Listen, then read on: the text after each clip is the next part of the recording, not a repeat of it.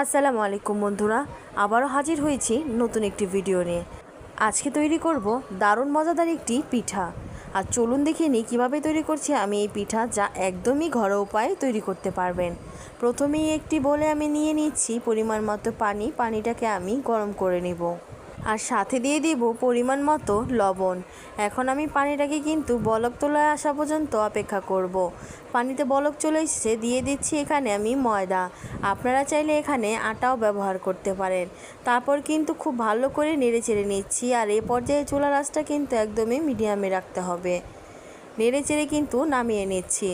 অন্যদিকে আমি এখন পিঠার পুরটা তৈরি করে নিব। তার জন্য একটি প্যানে নিয়ে নিয়েছি আমি নারকেল কোড়া, সাথে দিয়ে দিচ্ছি এখানে আমি ঝোলা গুড়। ঝোলা গুড়টা যদি অ্যাভেলেবেল না থাকে তাহলে কিন্তু আপনারা বাটালি গুড়টাও ব্যবহার করতে পারেন। খুব ভালো করে কিন্তু আমি নারকেলের সাথে ভেজে নিচ্ছি গুড় দিয়ে। দেখতে পাচ্ছেন কালারটা কিন্তু অসাধারণ হয়েছে, আর কিছুই কিন্তু আমি দিলাম না। তারপর আমি যে ডোটা তৈরি করে রেখেছিলাম সেই ডোটাকে এখন নিয়ে নিচ্ছি, আর হাতের সাহায্যে কিন্তু খুব ভালো করে মেখে নিব। একটু সময় নিয়ে কিন্তু ডোটাকে খুব সুন্দরভাবে মেখে নিতে হবে। ডোটা কিন্তু একদমই রেডি। অনেক বেশি তুলতুলে নরমও নয়, আর অনেক বেশি শক্তও নয়, এমন একটা অবস্থায় রাখতে হবে। তারপর আমি এখানে কিছুটা ময়দা ছড়িয়ে নিয়ে কিন্তু সুন্দর করে রুটির আকারে বেলে নিব। এই পিঠাটা খেতে কিন্তু অনেক বেশি মজা হয়, যা এটা কিন্তু একদমই ভাজাভাজি ঝামেলা ছাড়াই তৈরি করা যায়।